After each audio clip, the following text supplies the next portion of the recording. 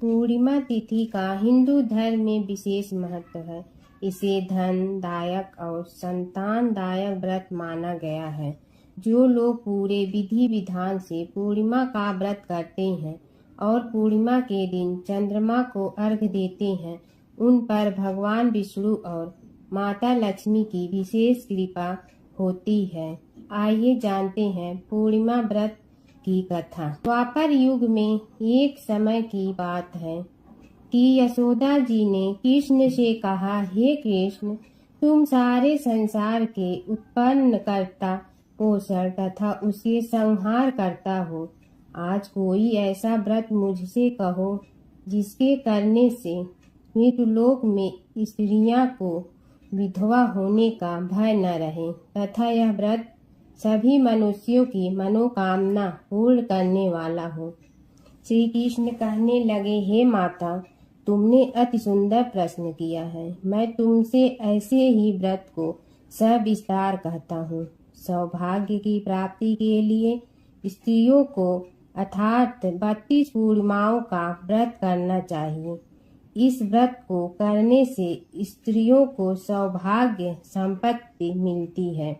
यह व्रत अचल सौभाग्य को देने वाला और भगवान शंकर के प्रति मनुष्य मात्र की भक्ति को बढ़ाने वाला है।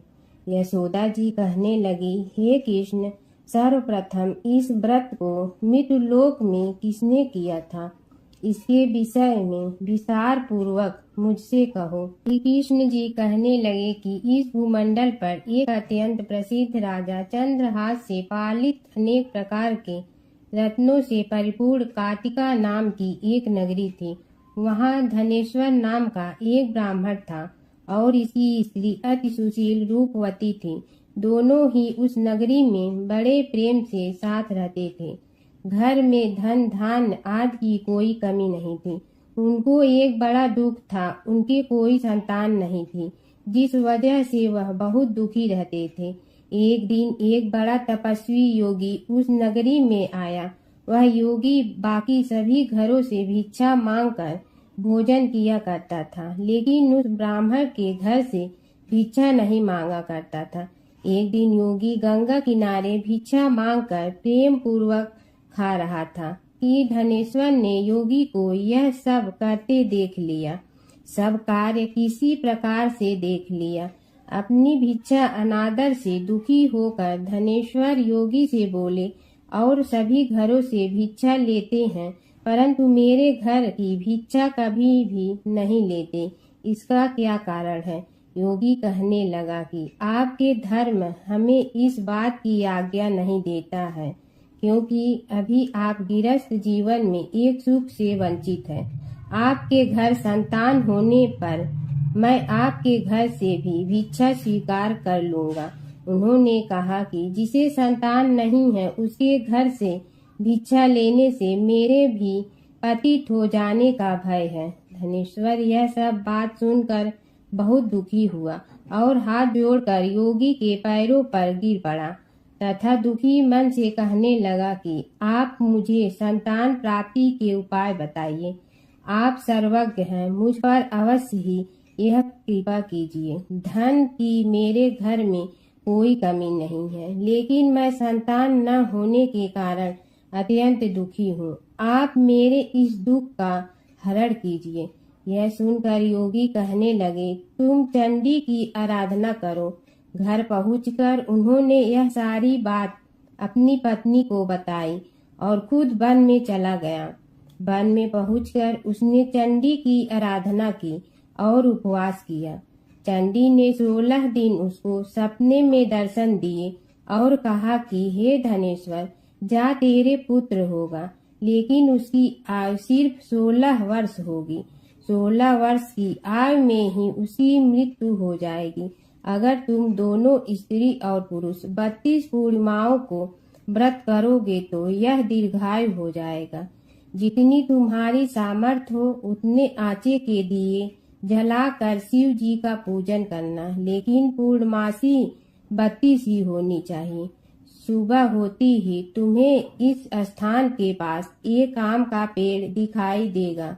उस पर चढ़कर एक फल तोड़कर अपने घर चले जाना। अपनी स्त्री का इस बारे में बताना। सुबह स्नान होने के बाद वह स्वच्छ होकर शंकर जी का ध्यान करके उस फल को खा ले। तब शंकर भगवान की कृपा से उसको गर्भ हो जाएगा। जब ब्राह्मण सुबह उठा तो उसे उस स्थान पर आम का पेड़ दिखाई दिया और वह उससे फल तोड़ने के चढ़ा, लेकिन वह पेड़ पर चढ़ नहीं पा रहा था। यह देखकर उसे बड़ी चिंता हुई। उसने भगवान गणेश की उपासना की और कहा, हे दयानिधि, अपने भक्तों के विघ्नों का नाश करके उनके मंगल कार्य को करने वाले, दुष्ट का नाश करने वाले, रिद्धि सिद्धि देने वाले, आप मुझे इतना बल दे कि मैं अपनी मनोकामना पूरी कर सकूं। इसके बाद वह पेड़ से फल तोड़कर अपनी पत्नी के पास पहुंचा। उसकी पत्नी ने अपने पति के कहे अनुसार इस फल को खा लिया और वह गर्भवती हो गई।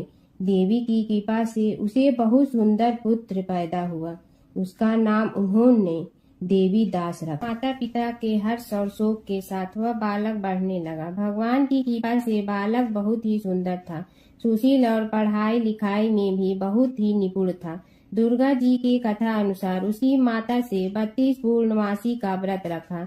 जैसे ही 16वां वर्ग लगा, दोनों पति पत्नी बहुत दुखी हुए, कहीं उनके पुत्र की मृत्यु न हो जाए। उन्होंने सोचा कि अगर उनके सामने यह सब हुआ तो वह कैसा देख पाएंगे।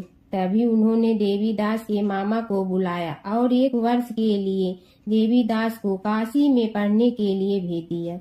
1 वर्ष के बाद उसे वापस लेकर आ जाना। देवीदास अपनी माता के साथ एक घोड़े पर सवार होकर चल दिया। उसके मामा को भी यह बात पता नहीं था। दोनों पति पत्नी से 32 पूर्णमासी का व्रत पूरा किया। दूसरी तरफ मामा और भांजा दोनों रात गुजारने के लिए रास्ते में एक गांव में रुके। उस दिन उस गांव में ब्राह्मण की कन्या का विवाह होने वाला था। जिस धर्मशाला में वर और बारात के बाकी लोग रुके हुए थे, उसी धर्मशाला में देवीदास और उसका मामा ठहर गए। उधर कन्या को तेल आज चढ़ाने के बाद जब लग्न का समय आया तो वर की तबीयत खराब हो गई। वर के पिता ने अपने परिवार वालों से विचार विमर्श करके कहा कि यह देवीदास मेरे पुत्र जैसा ही है, मैं इसके साथ लगन करा दूं और बाद में बाकी सारे काम मेरे बेटे के साथ पूरे हो जाएंगे। ऐसे कहने के बाद वर के पिता देवीदास को मांगने के लिए उसके मामा के पास गए और उन्हीं सारी बात बताई। मामा ने कहा कि कन्यादान में जो कुछ भी मिलेगा वो हमें दे दिया जाए। वर के पिता ने बात स्वीकार कर ली। इसके बाद देवीदास का विवाह कन्या के साथ संपन्न हो गया।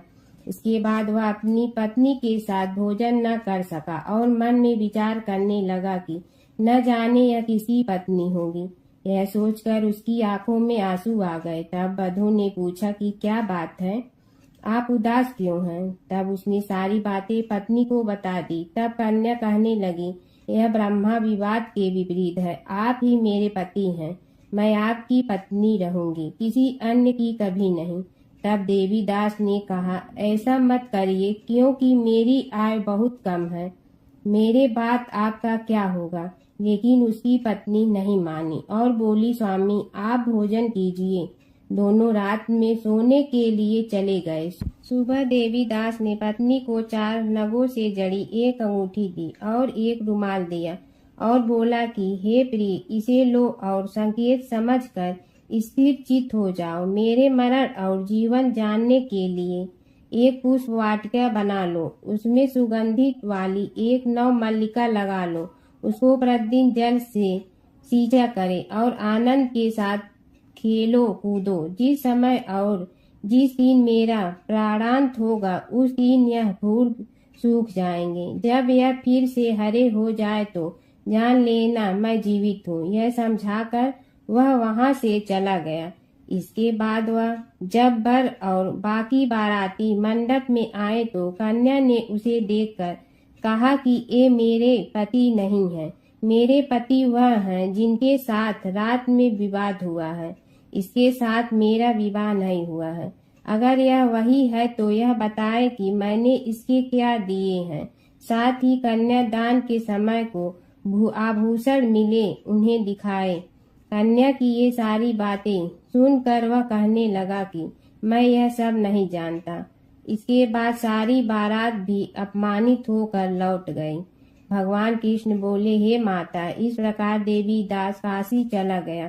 कुछ समय जब बीत गया तो एक सर्प उसको डसने के लिए वहां आया, लेकिन वह उसको काट नहीं पाया, क्योंकि उसकी माता ने पहले ही 32 पूर्णिमा का व्रत कर लिए थे। इसके बाद खुद काल वहां पहुंचा। भगवान की कृपा से तभी वहां माता पार्वती और भगवान गणेश आ गए। देवी दास को मूर्छित दशा में देखकर माता पार्वती ने भगवान शिव से प्रार्थना की, महाराज, इस बालक की माता ने पहले ही 32 पूर्णिमा के व्रत कर लिए हैं, आप इसको प्राण दे। भगवान शिव ने माता पार्वती के कहने पर उसे प्राण दान दे दिया। उधर उसकी पत्नी उसके काल की प्रतीक्षा कर रही थी। उसकी पत्नी ने जाकर देखा कि पुष्प और पात्र दोनों ही नहीं है तो उसको बहुत आश्चर्य हुआ, और जब उसने देखा कि पुष्प वाटिका फिर से हरी हो गई तो वह समझ गई कि उसका पति जिंदा हो गया है। इसके बाद वह बहुत ही प्रसन्न होकर अपने पिता से कहने लगी कि मेरे पति जीवित हैं, उनको ढूंढिए। जब 16वां वर्ष व्यतीत हो गया तो देवी दास भी अपने मामा के साथ काशी चल दिया। इधर उसकी पत्नी के परिवार वाले उसे ढूंढने के लिए जा रहे थे कि उन्होंने देखा कि देवी दास और उसका मामा उधर ही आ रहे थे। उसको देखकर उनके ससुर बहुत प्रसन्न हुए और उसे अपने घर ले आए।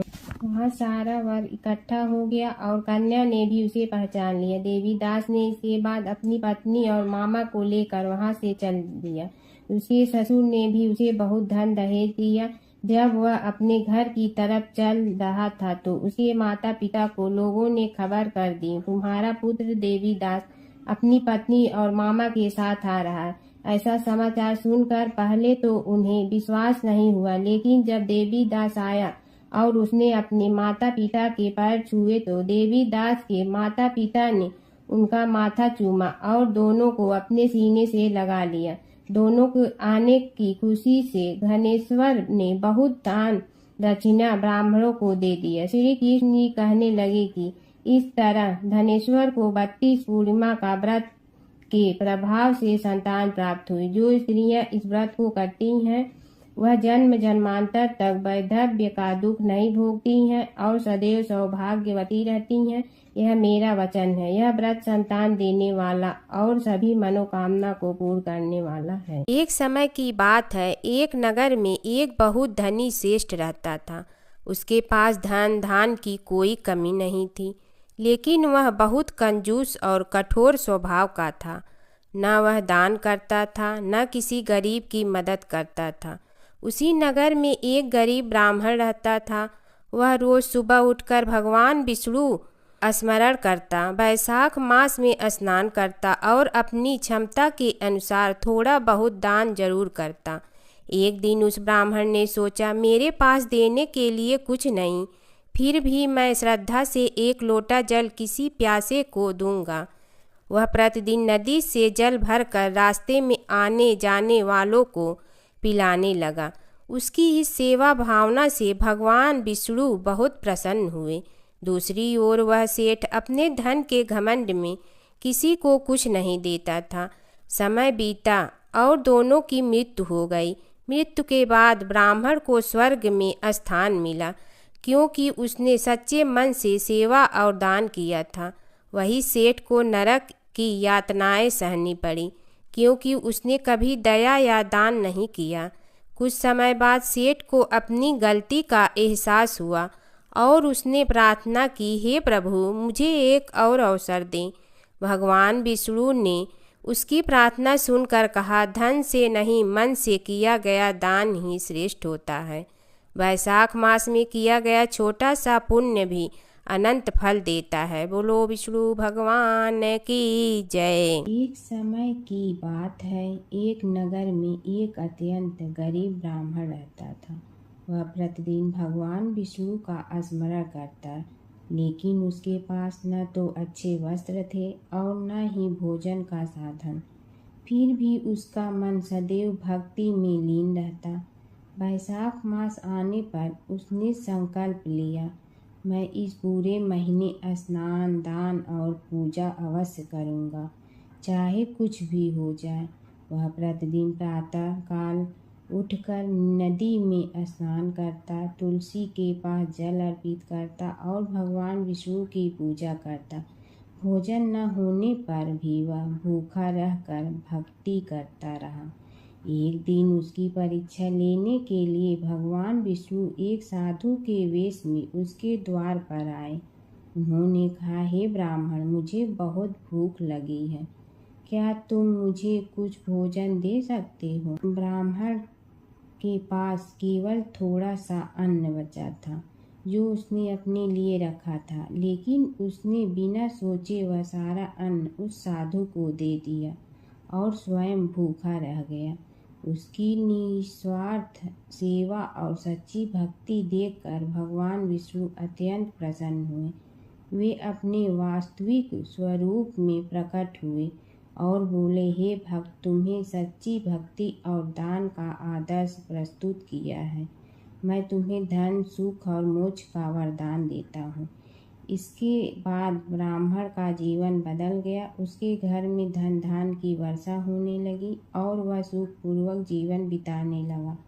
अंत में उसे मोक्ष की प्राप्ति हुई। एक समय की बात है, एक नगर में एक बहुत ही गरीब वृद्ध महिला रहती थी। उसके पास न धन था न कोई सहारा, लेकिन उसके मन में भगवान के प्रति अटूट श्रद्धा थी। वैशाख मास आते ही वह प्रतिदिन प्रातः उठकर नदी में स्नान करती, पीपल के वृक्ष को जल चढ़ाती और भगवान विष्णु का नाम जपती। उसकी पड़ोसन बहुत धनी थी, परंतु उसे इन धार्मिक कार्यों में कोई रुचि नहीं थी। वह अक्सर उस वृद्धा का मजाक उड़ाती और कहती, इतनी गरीबी में भी तू ये सब करती है, इससे क्या मिलेगा? वृद्धा मुस्कुरा कर कहती, भगवान सब देखते हैं, समय आने पर फल अवश्य देंगे। एक दिन वैशाख मास के अंतिम दिनों में भगवान ने वृद्धा की भक्ति की परीक्षा लेने का विचार किया। वे एक साधु का रूप धारण कर उसके घर पहुँचे और भोजन मांगा। वृद्धा के पास खाने के लिए केवल थोड़ा सा आटा और पानी था। उसने बिना सोचे वही साधु को प्रेम से खिला दिया और खुद भूखी रह गई। साधु भगवान उसकी सच्ची भक्ति से अत्यंत प्रसन्न हुए। उन्होंने अपना असली रूप दिखाकर कहा, हे माता, तुमने सच्चे मन से सेवा की है, इसलिए मैं तुम्हें वरदान देता हूँ कि तुम्हारे घर में कभी धन धान्य की कमी नहीं होगी। इतना कहकर भगवान अदृश्य हो गए। अगले ही दिन से वृद्धा के घर में सुख समृद्धि आने लगी। यह देखकर पड़ोसन को अपनी गलती का एहसास हुआ। वह भी वैशाख मास में स्नान, पूजा और दान करने लगी। एक बूढ़ा ब्राह्मण था। वह रोज पीपल को जल से सींचता था। पीपल में से रोज एक लड़की निकलती और कहती, पिताजी, मैं आपके साथ जाऊंगी। यह सुनते सुनते बूढ़ा दिन ब दिन कमजोर होने लगा। तो बुढ़िया ने पूछा कि क्या बात है। बूढ़ा बोला कि पीपल से एक लड़की निकलती है और कहती है कि वह भी मेरे साथ चलेगी। बुढ़िया बोली कि कल ले आना उस लड़की को, जहाँ 6 लड़कियां पहले से ही हमारे घर में है, वहाँ 7वीं लड़की और सही। अगले दिन बूढ़ा उस लड़की को घर ले आया। घर लाने के बाद बूढ़ा ब्राह्मण आटा मांगने गया तो उसने पहले दिनों की अपेक्षा आज ज्यादा आटा मिला था। जब बुढ़िया वह आटा छानने लगी तो लड़की ने कहा कि लाओ माँ, मैं छान देती हूँ। जब वह आटा छानने बैठी तो परात भर गई। उसके बाद माँ खाना बनाने जाने लगी तो लड़की बोली कि आज रसोई मैं बनाऊंगी। तो बुढ़िया बोली कि ना, तेरे हाथ जल जाएंगे। लेकिन लड़की नहीं मानी। वह रसोई में खाना बनाने गई तो उसने तरह तरह के 36 व्यंजन बना डाले और आज सभी ने भर पेट खाना खाया। इससे पहले वह आधा पेट भूखा ही रहते थे। रात हुई तो बुढ़िया का भाई आया और कहने लगा कि दीदी मैं तो खाना खाऊंगा। बुढ़िया परेशान हो गई कि अब खाना कहाँ से लाऊंगी। लड़की ने पूछा कि क्या बात है माँ।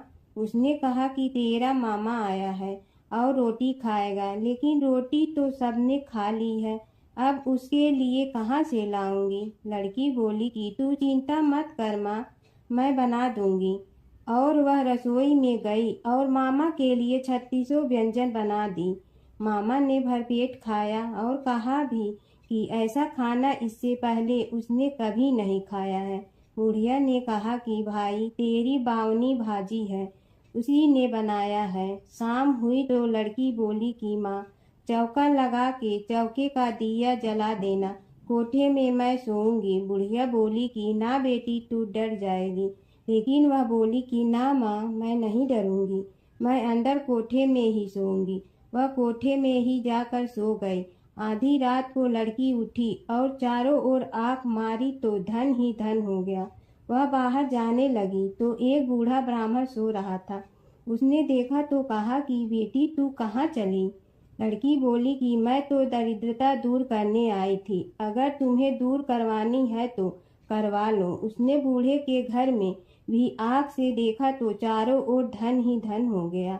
सुबह सवेरे सब उठे तो लड़की को ना पाकर उसे ढूंढने लगे कि पावनी बेटी कहाँ चली गई। बूढ़ा ब्राह्मण बोला कि वह तो लक्ष्मी माता थी, जो तुम्हारे साथ मेरी दरिद्रता भी दूर कर गई। हे लक्ष्मी माता, जैसे आपने उनकी दरिद्रता दूर की वैसे ही सबकी करना। एक नगर में एक ब्राह्मण दंपति रहते थे। वे दोनों प्रतिदिन 7 कोस दूर गंगा और यमुना नदी में स्नान करने जाते थे। इतनी दूर आने जाने से ब्राह्मण की पत्नी थक जाती थी। एक दिन उसने अपने पति से कहा कि हमारा एक पुत्र होता तो कितना अच्छा रहता। पुत्र के बहू आती तो हमें घर वापस जाने पर खाना बना हुआ मिलता और बहू घर का काम भी कर देती। अपनी पत्नी की बात सुनकर ब्राह्मण ने कहा कि तूने बात तो सही कही है, चल मैं तेरे लिए बहू ला ही देती हूँ। ब्राह्मण ने कहा कि एक पोटली में आटा डालकर कुछ मोहरे रख दे। ब्राह्मण के कहे अनुसार उसने पोटली बांध कर दे दी। पोटली लेकर ब्राह्मण चला गया। ब्राह्मण सफ़र के दौरान यमुना के किनारे बहुत ही सुंदर लड़कियां दिखाई दी। वे रेत में घर बनाकर खेल रही थीं। उनमें से एक लड़की ने कहा कि मैं अपना घर नहीं बिगाड़ूंगी, मुझे तो रहने के लिए एक घर चाहिए। लड़की की बात सुनकर ब्राह्मण मन ही मन सोचने लगा कि बहू बनाने के लिए यही लड़की उचित है। जब वह लड़की जाने लगी तो ब्राह्मण भी उसके पीछे पीछे उसके घर तक चला गया। वहाँ जाकर ब्राह्मण ने उस लड़की से कहा, बेटी किसी के घर खाना नहीं खाता, मैं अपने साथ आटा लेकर आया हूँ। तुम अपनी माता से पूछो कि क्या वह मेरे लिए आटा छान कर 4 रोटी बना देंगी। यदि वह मेरा आटा छान कर रोटी बनाएंगी तो ही मैं रोटी खा लूँगा। लड़की ने जाकर अपनी माँ को ये सारी बात बताई। माँ ने कहा, उचित है, जाकर ब्राह्मण देव से कह दो कि वह अपना आटा दे, मैं रोटी बना दूंगी। जब वह आटा छानने लगी तो आटे में से मोहरें निकली। वह सोचने लगी कि जिसके आटे में इतनी मोहरें हैं उसके घर में कितनी मोहरें होंगी। जब ब्राह्मण खाना खाने बैठा तो लड़की की माँ ने उस ब्राह्मण से पूछा, क्या आपका कोई लड़का है और क्या आप उस लड़के की सगाई करने जा रहे हो। यह सुनकर ब्राह्मण ने कहा कि मेरे लड़का तो काशी में पढ़ने गया हुआ है, लेकिन यदि तुम कहो तो खाड़ कटोरे से विवाह करके तेरी बेटी को अपने साथ ले जाऊं। लड़की की माँ ने कहा, ठीक है ब्राह्मण देव। इस पर लड़की की माँ ने लड़की की खाट कटोरे से शादी करके ब्राह्मण के साथ भेज दिया। ब्राह्मण ने घर आकर कहा, रामू की माँ, दरवाज़ा खोल कर देख, मैं तेरे लिए बहू लेकर आया हूँ।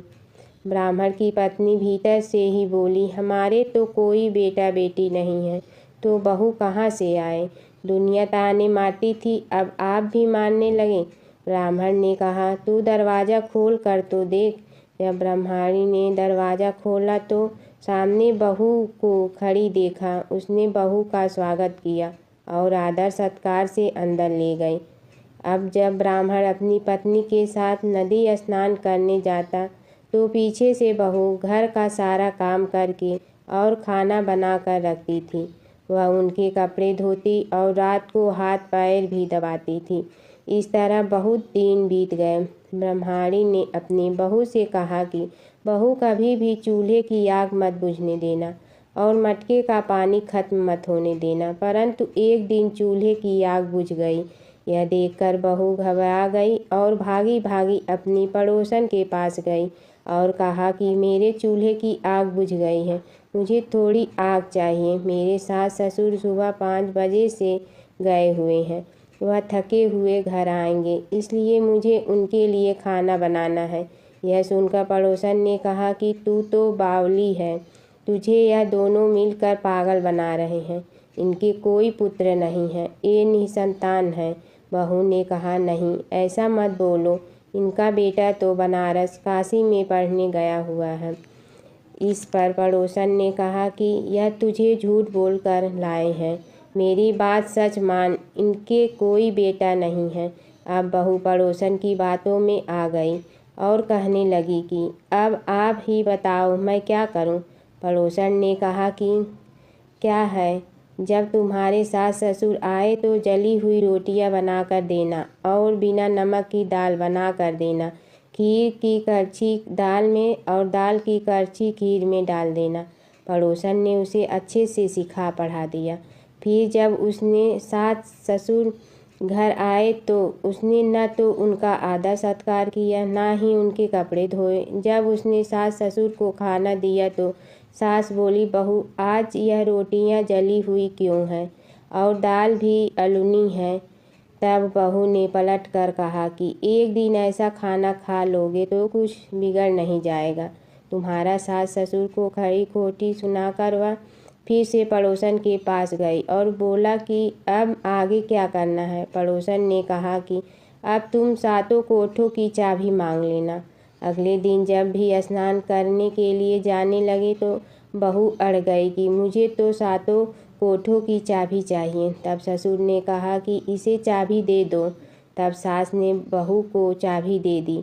सास ससुर के जाने के बाद जब बहू ने दरवाजे खोले तो देखा कि किसी में अन्न भरा है, किसी में धन भरा है और किसी कोठे में बर्तन पड़े हैं। जब उसने सबसे ऊपर का 7वां कोठा खोला तो देखा कि शिव जी, पार्वती माता, लक्ष्मी, गणेश जी, पीपल पथवारी, कार्तिक के ठाकुर, राई, दामोदर, तुलसी जी का बिड़वा, गंगा यमुना और 33 कोटि देवी देवता विराजमान है। वहीं पर एक लड़का चंदन की चौकी पर बैठा माला जप रहा है। यह सब देखकर उसने लड़के से पूछा कि तुम कौन हो। तब लड़का बोला कि मैं तेरा पति हूँ, अभी दरवाज़ा बंद कर दे, जब मेरे माता पिता आएंगे तब दरवाज़ा खोलना। यह सब देखकर बहू बहुत खुश हुई और 16 श्रृंगार कर सुंदर वस्त्र पहनकर अपने सास ससुर का इंतजार करने लगी। उसने अपने सास ससुर के लिए अच्छे अच्छे पकवान बनाए। जब उसके सास ससुर घर पर आए तो उसने उनका आदर सत्कार किया और प्रेम पूर्वक खाना खिलाया और हाथ पैर दबाने लगी। पैर दबाते दबाते बहू ने कहा कि माँ, आप इतनी दूर गंगा यमुना स्नान करने के लिए जाती हो तो आप थक जाती हो, इसलिए आप घर पर ही स्नान क्यों नहीं कर लेती। यह सुनकर सास कहने लगी कि बेटी, गंगा यमुना घर पर तो नहीं बहती हैं। तब उसने कहा, हाँ माँ जी, बहती हैं, चलो मैं आपको दिखाती हूँ। जब बहू ने 7वां कोठा खोल कर दिखाया तो उसमें शिव जी, पार्वती जी, गणेश जी, लक्ष्मी जी, पीपल पथवारी, कार्तिक के ठाकुर, राई, दामोदर, तुलसी जी का बिड़वा, गंगा यमुना बह रही थी और 33 कोटि देवी देवता विराजमान हैं। वहीं चौकी पर बैठा एक लड़का माला जप रहा है। माँ ने उसे देखकर कहा कि बेटा, तुम कौन हो। लड़का बोला, माँ, मैं तेरा बेटा हूँ। तब ब्रह्माणी ने पूछा कि तू कहाँ से आया है। लड़के ने जवाब दिया कि मुझे कार्तिक ने भेजा है। माँ ने कहा, बेटा, यह संसार कैसे मानेगा कि तू मेरा बेटा है। माँ ने कुछ विद्वान पंडितों से मदद मांगी। पंडितों ने कहा, इस पार बहू बेटा खड़े हो जाए और उस पार माँ खड़ी हो जाए। माँ ने चमड़े की अंगिया पहनी हो और छाती में से दूध की धार निकलकर बेटे की दाढ़ी मूछ भिगे और पवन पानी से गठजोड़ा बंधे, तब मानेंगे कि यह इस माँ का बेटा है। उसने ऐसा ही किया। चमड़े की अंगिया फट गई और छाती में से दूध की धार निकलकर बेटे की दाढ़ी मूछ भीग गई। पवन पानी से बहू बेटे का गठजोड़ा बंध गया।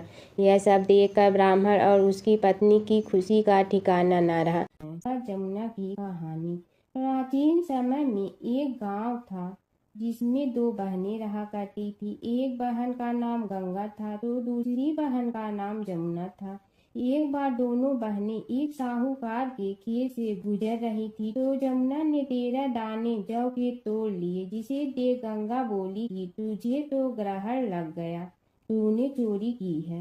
इस पर जमुना बोली कि अब मेरा ग्रहण कैसे धुलेगा। गंगा ने कहा कि तुझे 12 साल तक साहूकार के यहाँ नौकरी करनी पड़ेगी, तभी तेरा पाप धुलेगा और ग्रहण से मुक्ति मिलेगी। जमुना साहूकार के यहाँ नौकरी के लिए जाती है और अपने लिए काम मांगती है। साहूकार उसे काम पर रख लेता है, लेकिन काम करने से पहले जमुना उसे कहती है कि मैं सारे काम करूंगी लेकिन 4 काम नहीं करूंगी। जूठे बर्तन नहीं मांजूंगी, झाड़ू नहीं लगाऊंगी, बिस्तर नहीं बिछाऊंगी और दिया नहीं जलाऊंगी। 12 साल के बाद कुंभ का मेला लगा तो साहूकारनी भी कुंभ नहाने जाने लगी। जमुना ने उसे जाते देख कहा कि कुंभ के मेले में मेरी बहन गंगा मिलेगी तो उसे यह सोने का टक्का दे देना, इससे वह अपने हाथों में सुंदर चूड़ियां पहन लेगी। साहूकारनी ने कुंभ के मेले में गंगा को वह सोने का टका दे दिया। गंगा ने उनसे वह टका लेते हुए कहा कि मेरी बहन को कहना कि उसके 12 वर्ष पूरे हो गए हैं, अब वह वहां वापिस आ जा। साहूकार व साहूकारनी वापिस घर आए तब जमुना मटके में पानी भर रही थी। दोनों जमुना से बोले कि हमने सोने का वह टका तेरी बहन गंगा को दे दिया था और उसने कहा है कि तेरे 12 वर्ष पूरे हो गए हैं, इसलिए अब तुम वापिस जाओ। यह समाचार सुनते ही जमुना सहस्त्र धारा में बदल गई और बहने लगी। जमुना जी का यह रूप देखकर साहूकार और साहूकारनी परेशान हो गई थी। हमारे घर में जमुना माता ने काम किया, हमें तो अब ग्रहण लग गया है, हम यह ग्रहण कैसे उतारेंगे। जमुना भागकर गंगा माता के पास चली गई। गंगा ने जमुना से पूछा कि तुम साहूकारनी से कुछ कहकर आई हो या ऐसे ही बिना बताए आ गई। तब जमुना बोली कि मैं तो कुछ भी बताकर नहीं आई हूँ।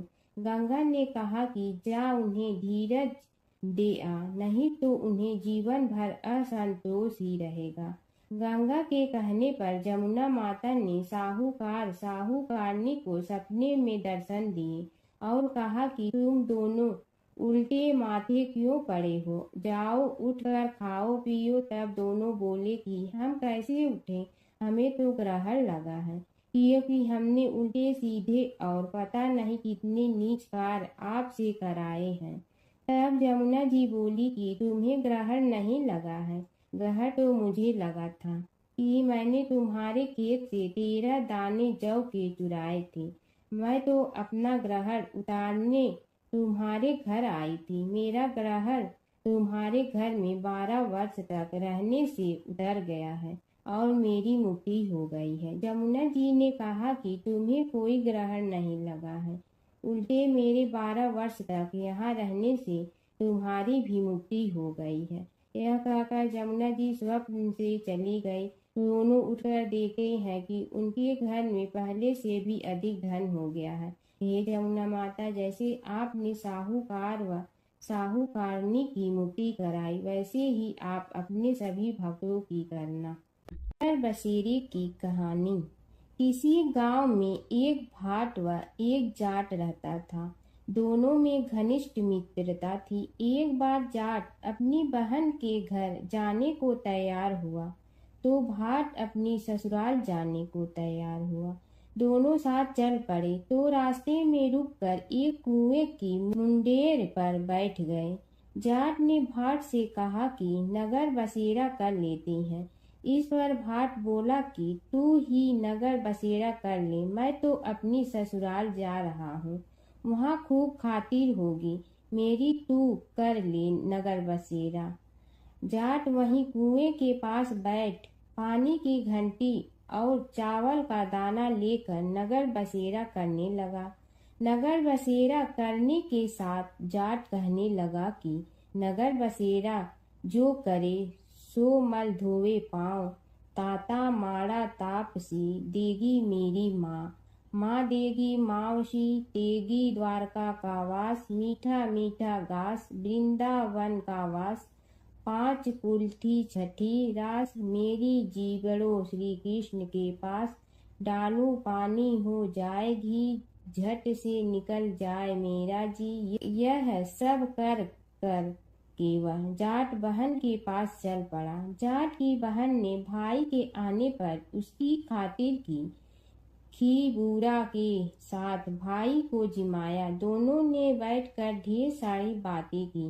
इधर भाट अपने ससुराल पहुंचा तो वहां आग लगी हुई थी। आग बुझाने वह भी लग गया, जिसमें हाथ मुंह भी काले हो गए और खुद भी थोड़ा सुलझ गया। ना रोटी ना पानी के लिए ही किसी ने पूछा। एक पड़ोसन आई तो उसने भाट की सास को कहा कि जमाई आया है, जरा उस आओ भगत कर लो। बुढ़िया बोली कि सब कुछ तो जल गया है, अब कहाँ से आओ भगत करूं। तब पड़ोसन ने ही भाट को एक रोटी के साथ छाछ दी। उसने वही खाकर गुजारा किया। शाम को दोनों फिर घर की ओर चल पड़े और रास्ते में मिल गए और एक दूसरे का हाल पूछा। भाट बोला कि मेरी ससुराल में तो आग लगी हुई थी, आग बुझाते मैं खुद काला हो गया हूँ, ना रोटी मिली ना पानी। जाट बोला कि मेरी तो बहुत खातिर हुई। फिर बोला कि मैंने कहा था ना कि नगर बसेरा कर ले, आ अब कर ले, लेकिन भाट ने फिर मना कर दिया।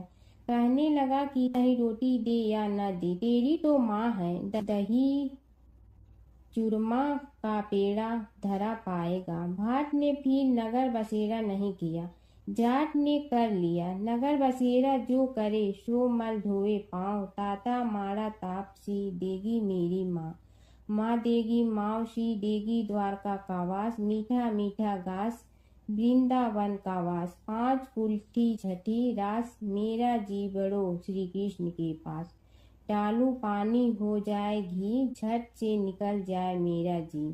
करके वह चल पड़ा। घर पहुँचते ही जाट की मावशी ने बहुत लाड प्यार किया। उधर भाट घर गया तो उसकी भैंस खो गई थी। बाप एक लाठी रखे तो दूसरी उठाए और कहने लगा कि ससुराल गया तो आग लगा दी, अब यहाँ आया तो भैंस खो दी। बाप ने कहा कि पहले भैंस लेकर आ, तभी रोटी पानी मिलेगा। सारा दिन भाट भैंस ढूंढता रहा, लेकिन उसे भैंस नहीं मिली। जाट और भाट की मुलाकात फिर से बाजार में हो गई। जाट ने भाट के हाल चाल पूछे तो भाट बोला कि आते ही भैंस खो गई, बस उसी दिन से भैंस ढूंढ रहा हूँ। रोटियां का तो पूछो ही मत। जाट ने कहा कि मैंने तो पहले ही कहा था कि नगर बसेरा कर ले। जाट की बात सुनकर भाट बोला कि तेरे नगर बसेरे में इतनी ताकत है तो चल अब कर लेते हैं। दोनों ने बैठकर नगर बसेरा किया।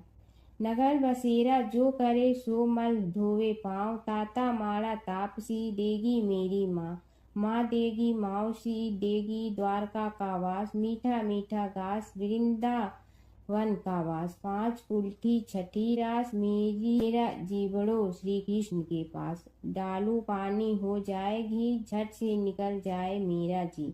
दोनों के नगर बसेरा करने पर भाट जैसे ही आगे बढ़ा तो उसकी खोई भैंस मिल गई, जिसे लेकर घर पहुंचा। घर पहुंचते ही माँ ने कहा कि लड़के को आते ही घर से निकाल दिया, सारे दिन से ये भूखा प्यासा भटक रहा है। यह कहकर उसकी माँ ने उसको खूब खिलाया पिलाया। इस घटना के बाद सारे नगर में ढिंढोरा पिटवा गया कि तब कोई अपने पीहर या सास से आते जाते नगर बसेरा करें। जैसे भाट को नगर बसेरा करने का फल मिला, वैसे ही हर किसी को मिलेगी है। माता सीता की कथा। यह कहानी सीता माता कहती थी और श्री राम इसे सुना करते थे। एक दिन श्री राम भगवान को किसी काम के लिए बाहर जाना पड़ा, तो सीता माता कहने लगी कि भगवान, मेरा तो 12 वर्ष का नित्य नियम है। अब आप बाहर जाएंगे तो मैं अपनी कहानी किसे सुनाऊंगी।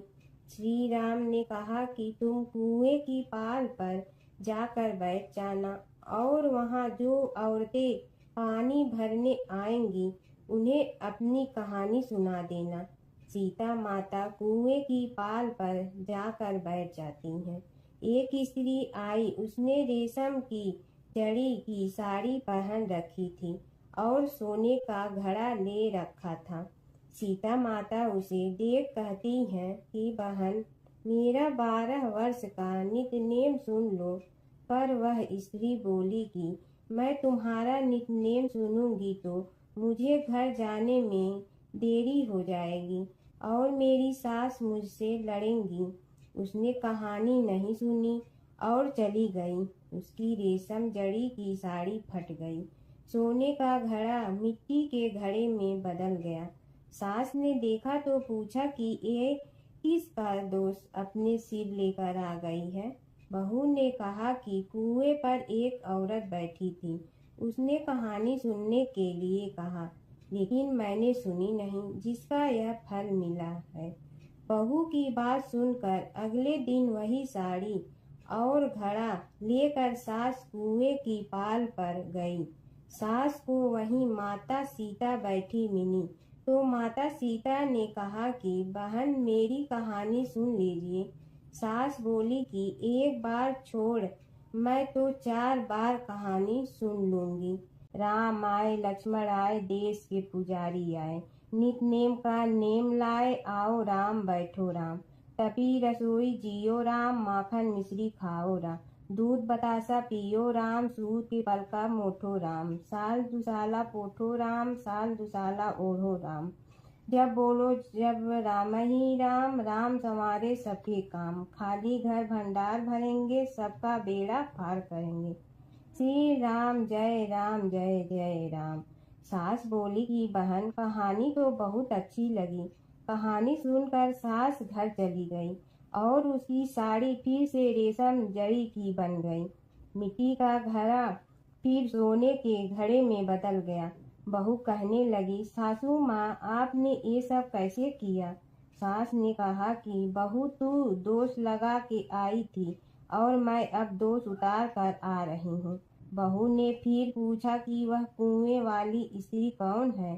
सास बोली कि वे सीता माता थी। वे पुराने से नया कर देती हैं, खाली घर में भंडार भर देती हैं। वह लक्ष्मी जी का वास घर में कर देती हैं। आदमी की जो भी इच्छा हो उसे पूरा कर देती हैं। बहू बोली कि ऐसी कहानी मुझे भी सुना दो। सास बोली कि ठीक है, तुम भी सुनो। और सास ने कहानी शुरू की। राम आए लक्ष्मण आए, देश के पुजारी आए, नित नेम का नेम लाए, आओ राम बैठो राम। तपी रसोई जियो राम, माखन मिश्री खाओ राम। दूध बतासा पियो राम, सूत के पलका मोठो राम। साल दुसाला पोठो राम, साल दुसाला ओढ़ो राम। जब बोलो जब राम ही राम, राम संवारे सबके काम। खाली घर भंडार भरेंगे, सबका बेड़ा पार करें। श्री राम जय जय राम।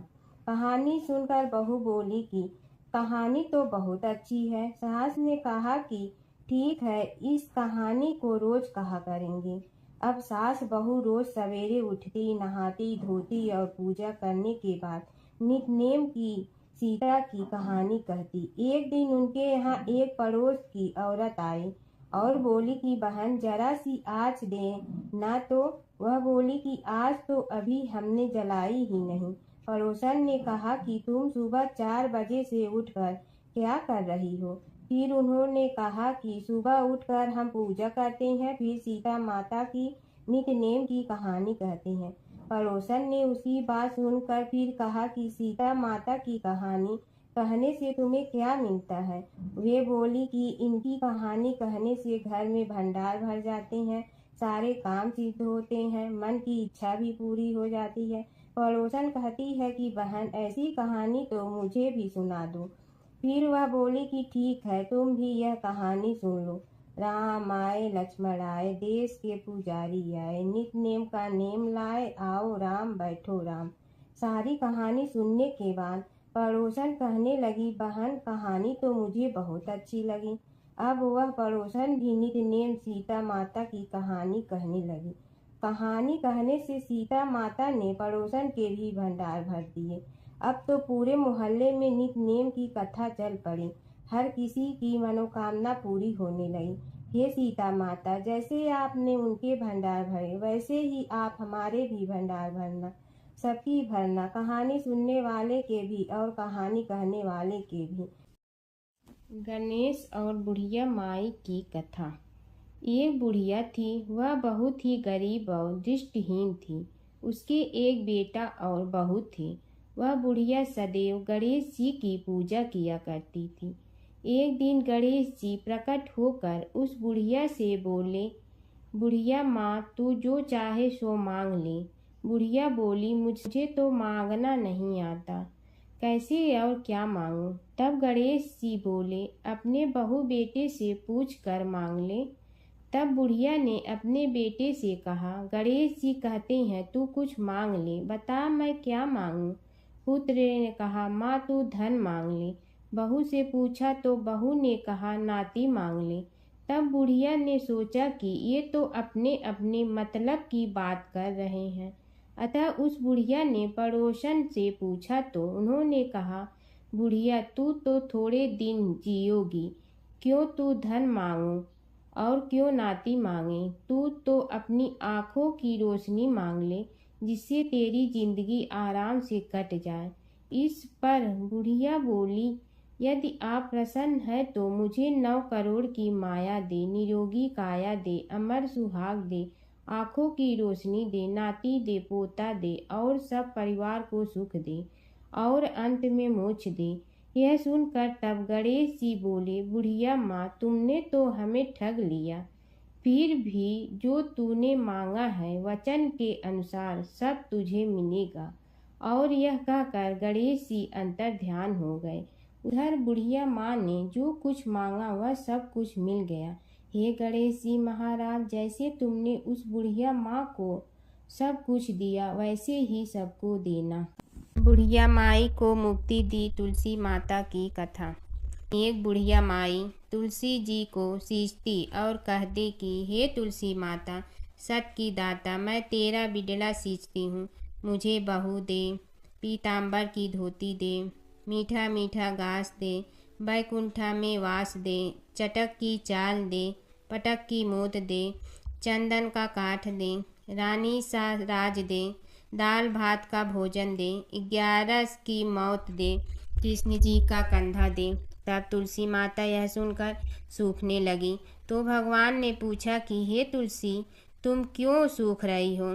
तुलसी माता ने कहा कि एक बुढ़िया रोज आती है और यही बात कह जाती है, मैं सब बात तो पूरा कर दूंगी, लेकिन कृष्ण का कंधा कहाँ से लाऊंगी? तो भगवान बोले, जब वो मरेगी तो मैं अपने आप कंधा दे आऊँगा, तू बुढ़िया माई से कह देना। जब बुढ़िया माई मर गई, सब लोग आ गए। जब माई को ले जाने लगे तो वह किसी से न उठी। तब भगवान एक 12 बरस के बालक का रूप धारण करके आए। बालक ने कहा, मैं कान में एक बात कहूँगा तो बुढ़िया माई उठ जाएगी। बालक ने कान में कहा, बुढ़िया माई मन की निकाल ले, पीताम्बर की धोती ले, मीठा मीठा घास ले, बैकुंठा का वास ले, चटक की चाल ले, पटक की मोत ले, कृष्ण जी का कंधा ले। यह सुनकर बुढ़िया माई हल्की हो गई भगवान ने कंधा दिया और बुढ़िया माई को मुक्ति मिल गई। हे तुलसी माता, जैसे बुढ़िया माई को मुक्ति दी वैसे सबको देना। एक समय की बात है कि विष्णु भगवान का विवाह लक्ष्मी जी के साथ निश्चित हो गया। विवाह की तैयारी होने लगी। सभी देवताओं को निमंत्रण भेजे गए, परंतु गणेश जी को निमंत्रण नहीं दिया। कारण जो भी रहा हो, अब भगवान विष्णु की बारात जाने का समय आ गया। सभी देवता अपनी पत्नियों के साथ विवाह समारोह में आए। उन सब ने देखा कि गणेश जी कहीं दिखाई नहीं दे रहे हैं। तब वे आपस में चर्चा करने लगे कि क्या गणेश जी को कोई न्योता नहीं दिया है या स्वयं गणेश जी ही नहीं आए हैं। सभी को इस बात पर आश्चर्य होने लगा। तभी सब ने विचार किया कि विष्णु भगवान से ही इसका कारण पूछा जाए। विष्णु भगवान से पूछने पर उन्होंने कहा कि हमने गणेश जी के पिता भोलेनाथ महादेव को न्योता भेजा है। यदि गणेश जी अपने पिता के साथ आना चाहते हैं तो आ जाते। अलग से न्योता देने की कोई आवश्यकता भी नहीं थी। दूसरी बात यह है कि उनको 1.25 मन मूंग, 1.25 मन चावल, 1.25 मन घी और 1.25 मन लड्डू का भोजन दिन भर में चाहिए। यदि गणेश जी नहीं आएंगे तो कोई बात नहीं। दूसरे के घर जाकर इतना सारा खाना पीना अच्छा भी नहीं लगता। इतनी वार्ता कर ही रहे थे कि किसी एक ने सुझाव दिया, यदि गणेश जी आ भी जाए तो उनके द्वारपाल बनाकर बैठा देंगे कि आप घर की याद रखना। आप तो चूहे पर बैठकर धीरे धीरे चलोगे तो बारात से बहुत पीछे रह जाओगे। यह सुझाव भी सबको पसंद आ गया तो विष्णु भगवान ने भी अपनी सहमति दे दी। होना क्या था कि इतने में गणेश जी वहां आ पहुंचे और उन्हें समझा बुझा कर घर की रखवाली करने बैठा दिया गया। बारात चल रही थी, तब नारद जी ने देखा कि गणेश जी तो दरवाजे पर ही बैठे हुए हैं। तो वे गणेश जी के पास गए और रुकने का कारण पूछा। गणेश जी कहने लगे कि विष्णु भगवान ने मेरा बहुत अपमान किया है। नारद जी ने कहने लगे कि अपनी मूसक देना को आगे भेज दे तो वह रास्ता खोद देगी, जिससे उनके वाहन धरती में धंस जाएंगे। तब आपको सम्मान पूर्वक बुलाना पड़ेगा। अब तो गणेश जी ने अपनी मूसक सेना जल्दी से आगे भेज दी और सेना ने जमीन पोली कर दी। जब बारात वहां से निकली तो रथों के पहिए धरती में धंस गए। लाख कोशिश करे परंतु पहिए नहीं निकले। सभी ने अपने अपने उपाय किए परंतु पहिए तो नहीं निकले, बल्कि जगह जगह से टूट गए। किसी की समझ में नहीं आ रहा था कि अब क्या किया जाए। तब तो नारद जी ने कहा, आप लोगों ने गणेश जी का अपमान करके अच्छा नहीं किया। यदि उन्हें मना कर लाया जाए तो आपका कार्य सिद्ध हो सकता है और यह संकट टल सकता है। शंकर भगवान ने अपने दूत नंदी को भेजा और वे गणेश जी को लेकर आए। गणेश जी का आदर सम्मान के साथ पूजन किया। तब कहीं रथ के पहिए निकले। अब रथ के पहिए निकल के परंतु टूट फूट गए तो उन्हें सुधारे गए। पास के खेत में खाती काम कर रहा था, उसे बुलाया गया। खाती अपना कार्य करने के पहले श्री गणेशाय नमः कहकर गणेश जी की वंदना मन ही मन करने लगा। देखते ही देखते खाती ने सभी पहियों को ठीक कर दिया। तब खाती कहने लगा कि हे देवताओं, आपने सर्वप्रथम गणेश जी को नहीं मनाया होगा और न ही उनकी पूजन की होगी, इसीलिए तो आपके साथ यह संकट आया है। हम तो मूर्ख अज्ञानी हैं, फिर भी पहले गणेश जी को पूजते हैं, उनका ध्यान करते हैं। आप लोग तो देवतागण हैं, फिर भी आप गणेश जी को कैसे भूल गए। अब आप लोग भगवान श्री गणेश जी की जय बोल कर जाएं तो आपके सब काम बन जाएंगे और संकट कट जाएंगे। ऐसा कहते हुए बारात वहां से चल दी और विष्णु भगवान को लक्ष्मी जी के साथ विवाह संपन्न करा के सभी सकुशल घर लौट आए। हे गणेश जी महाराज, आपने विष्णु को जैसे कारज सारियो ऐसे कारज सबको सिद्ध कर जो। बोलो गजानन भगवान की जय। प्राचीन काल की बात है। एक नगर में धर्मपाल नाम का एक निर्धन किंतु अत्यंत धर्मनिष्ठ व्यक्ति रहता था। वह न तो अधिक पूजा पाठ जानता था और न ही उसके पास धन था। परंतु उसके हृदय में भगवान विष्णु के प्रति अपार श्रद्धा थी। प्रतिदिन प्रातः स्नान कर भगवान विष्णु का स्मरण करता और तुलसी दल अर्पित करता। तब भी वह हरि नाम का जाप करता रहता। एक दिन किसी कारणवश वह पूजा न कर सका। मन में ग्लानि हुई और रात को उसने भगवान विष्णु से क्षमा याचना की। उसी रात उसे स्वप्न में विष्णु ने दर्शन दिए और कहा, हे भक्त, जो भी व्यक्ति श्रद्धा से मेरा स्मरण करता है मैं उसके सभी पाप हर लेता हूँ। भक्ति में विधि नहीं भाव प्रधान होता है। कुछ समय बाद धर्मपाल के जीवन की सभी कठिनाइयाँ दूर हो गई। उसके घर में सुख शांति और समृद्धि आ गई। अंत समय में उसे वैकुंठ लोक की प्राप्ति हुई। विष्णु भगवान की कथा। एक नगर में एक सेठ व एक सेठानी रहते थे और सेठानी रोज विष्णु भगवान की पूजा करती थी। सेठ को उसका पूजा करना बिल्कुल अच्छा नहीं लगता था। इसी वजह से एक दिन सेठ ने सेठानी को घर से निकाल दिया। घर से निकलने पर वह जंगल की ओर गई तो देखा 4 आदमी मिट्टी खोदने का काम कर रहे थे। उसने कहा कि मुझे नौकरी पर रख लो। उन्होंने उसे रख लिया, लेकिन मिट्टी खोदने से सेठानी के हाथों में छाले पड़ गए और उसके बाल भी उड़ गए। वह आदमी कहते हैं कि बहन, लगता है तुम किसी अच्छे घर की महिला हो। तुम्हें काम करने की आदत नहीं है। तुम एक काम रहने दो और हमारे घर का काम कर लिया करो।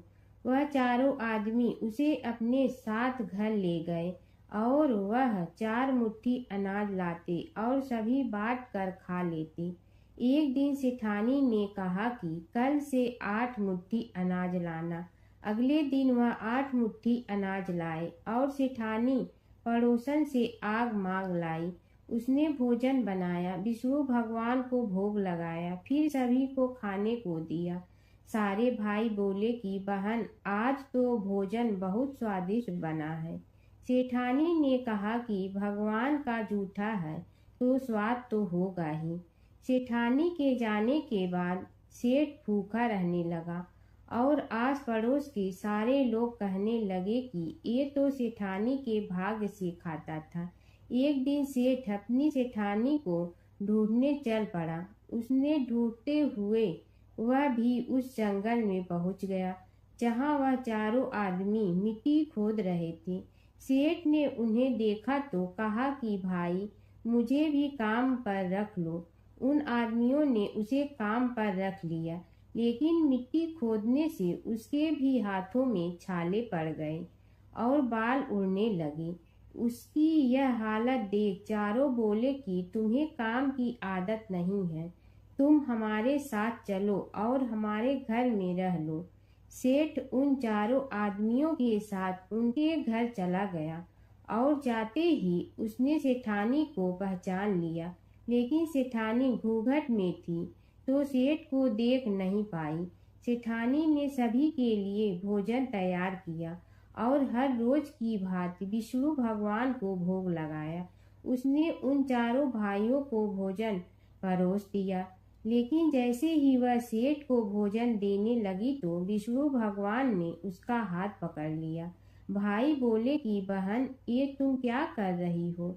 वह बोली, मैं कुछ नहीं कर रही हूँ, मेरा हाथ तो विष्णु भगवान ने पकड़ लिया है। भाई बोले, हमें भी विष्णु भगवान के दर्शन कराओ। उसने भगवान से प्रार्थना की तो विष्णु जी प्रकट हो गए। सभी ने दर्शन किए। सेठ ने सेठानी से क्षमा मांगी और सेठानी को साथ चलने को कहा। भाइयों ने अपनी बहन को बहुत सा धन देकर विदा किया। जब सेठानी के साथ सेठ भी भगवान विष्णु की पूजा करने लगा और उनके परिणाम से उनका घर अन्न धन से भर गया। प्राचीन काल की बात है। नैमिषारण्य क्षेत्र में ऋषि, महर्षि और साधु संतों का समाज जुड़ा था। उसमें श्री सूत जी भी विद्यमान थे।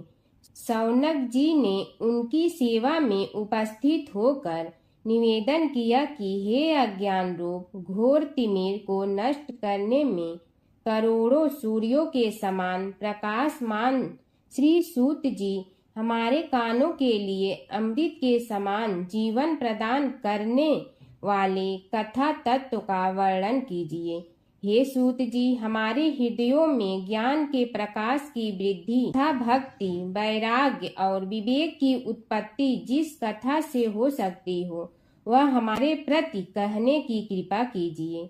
शौनक जी की जिज्ञासा से सूत जी बड़े प्रसन्न हुए। पुरातन इतिहासों के स्मरण से उनका शरीर पुलकायमान हो रहा था।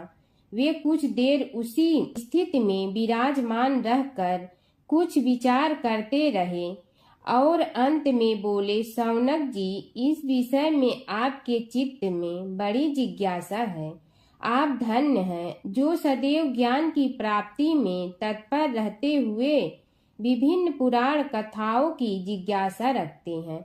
आज मैं आपको ज्ञान के परम स्रोत रूप श्री गणेश जी का जन्म कर्म रूप चरित्र सुनाऊंगा। गणेश जी से ही सभी ज्ञानों, सभी विद्याओं का उद्भव हुआ है। अब आप सावधान चित्त से विराजमान हो। श्री गणेश जी के ध्यान और नमस्कार पूर्वक उनका चरित्र श्रवण करें। नमस्तस्मै गणेशाय ब्रह्मा विद्या प्रदायिनी यनागस्त्यसमः साक्षात विघ्न सागर सोषणे। कैसे हैं वे श्री गणेश जो सभी प्रकार की ब्रह्म विद्याओं को प्रदान करने वाले अर्थात ब्रह्मा के सगुण और निर्गुण स्वरूप पर प्रकाश डालने और जीव ब्रह्मा का अभेद प्रतिपादन करने वाली विद्याओं के दाता हैं। वे विघ्नों के समुद्रों को महर्षि अगस्त्य के समान शोषण करने में समर्थ हैं। इसलिए उनका नाम विघ्न सागर शोषक के नाम से प्रसिद्ध है। मैं उन भगवान श्री गणेश जी को नमस्कार करता हूँ। प्रथम पूजा के अधिकारी श्री गणेश जी, यह कहकर सूत जी कुछ समय के लिए मौन हो गए और फिर बोले, शौनक जी, भगवान गणेश जी ही सर्वप्रथम पूजा प्राप्ति के अधिकारी हैं। किसी भी देवता की पूजा करो, पहले उनकी पूजा करो।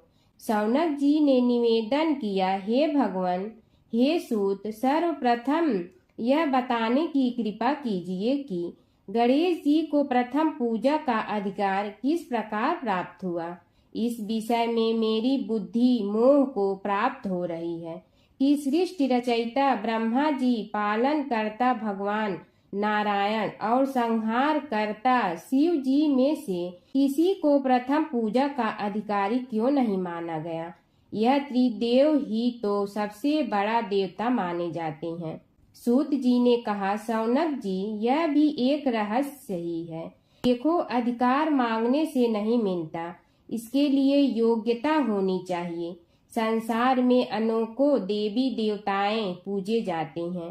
पहले जो जिसका इष्ट देव होता है वह उसी की पूजा किया करता है। इससे बड़े देवताओं के महत्व में कमी आने की आशंका उत्पन्न हो गई। इस कारण देवताओं में परस्पर विवाद होने लगा। वे उसका निर्णय प्राप्त करने के लिए शिव जी के पास पहुँचे और प्रणाम करके पूछने लगे, प्रभु, हम सब में प्रथम पूजा का अधिकारी कौन है।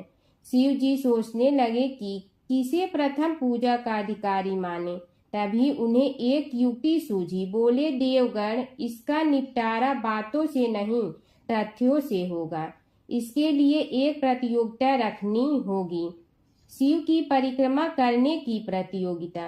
देवगण उनका मुख देखने लगे, शंकित हृदय से सोचने लगे कि कैसी प्रतियोगिता रहेगी। यह शिव जी ने उनके मन के भाव ताड़ लिए, इसलिए सांत्वना भरे शब्दों में बोले, घबराओ मत, कोई कठिन परीक्षा नहीं ली जाएगी। बस इतना ही कि सभी अपने अपने वाहनों पर चढ़कर संसार की परिक्रमा करो और फिर यहाँ लौट आओ। जो पहले लौटेगा वही सर्वप्रथम पूजा का अधिकारी होगा। अब क्या देर थी, सभी अपने अपने वाहन पर चढ़कर दौड़ पड़े। किसी का वाहन गजराज था तो किसी का सिंह, किसी का भैंसा तो किसी का मृग, किसी का हंस तो किसी का उल्लू, किसी का अश्व तो किसी का श्वान। अभिप्राय यह है कि वाहनों को विविधता के दर्शन उस समय जितने भले प्रकार से हो सकते थे उतने अन्य समय में नहीं। सबसे गया बीता वाहन गणेश जी का था मूषक, उससे चूहा भी कहते हैं। ऐसे वाहन के बल भरोसे इस प्रतियोगिता में सफल होना तो क्या, सम्मिलित होना भी हास्यास्पद है।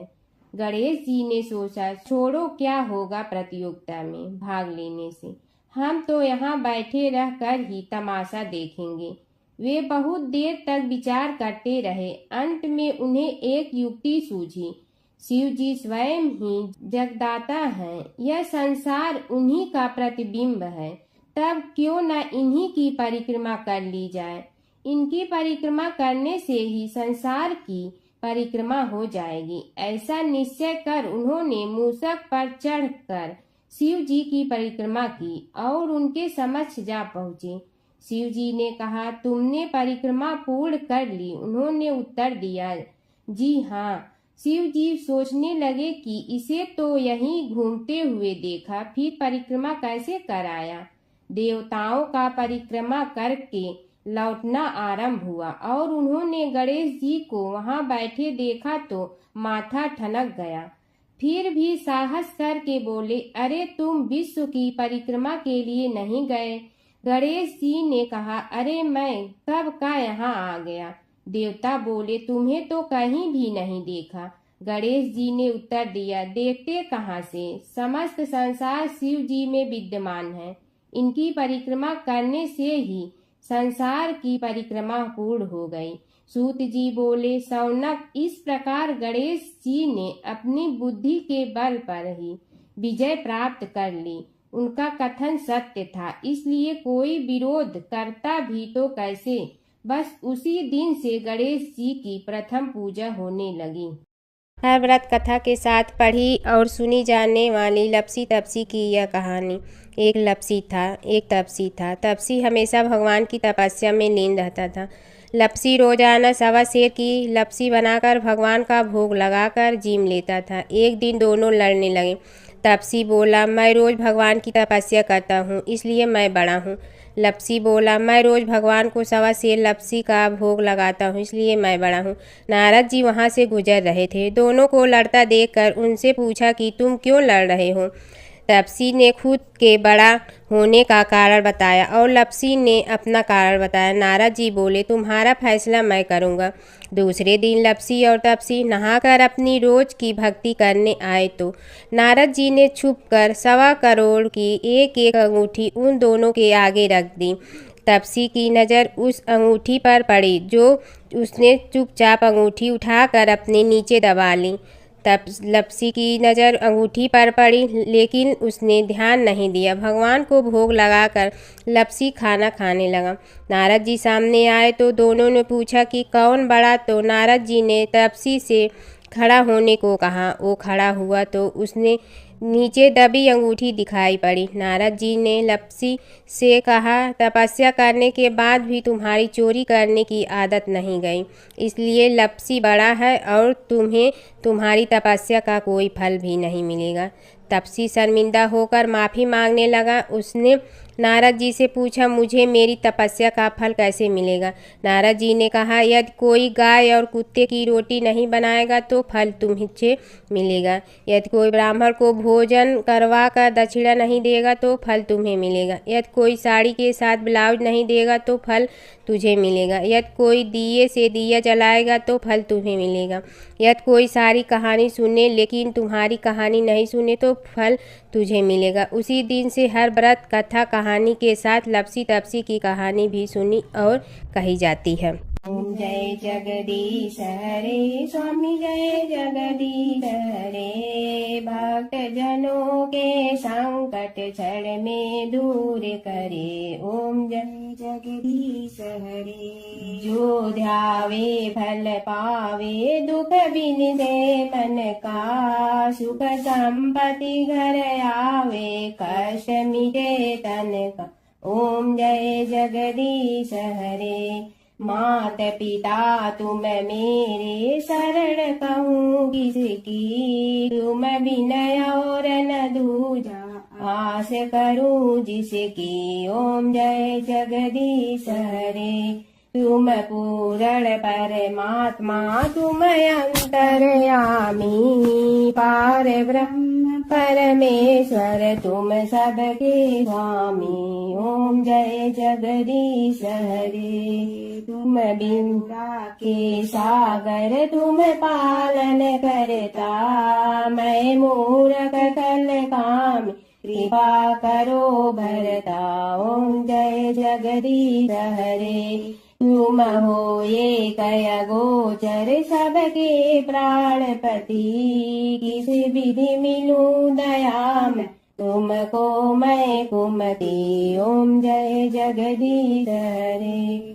दीन बंधु दुख हरता, तुम रक्षक मेरे, अपने हाथ उठाओ, द्वार पड़ा तेरे। ओम जय जगदीश हरे। विषय विकार मिटा, पाप हरो देवा, श्रद्धा भक्ति बढ़ाओ, संतन की सेवा। ओम जय जगदीश हरे। तन मन धन सब तेरा, स्वामी सब कुछ है तेरा, तेरा तुझको अर्पण क्या लागे मेरा। ओम जय जगदीश हरे। जय जगदीश हरे। स्वामी जय जगदीश हरे। भक्त जनों के संकट जड़ में दूर करे। ओम जय जगदीश हरे। स्वामी जय जगदीश हरे।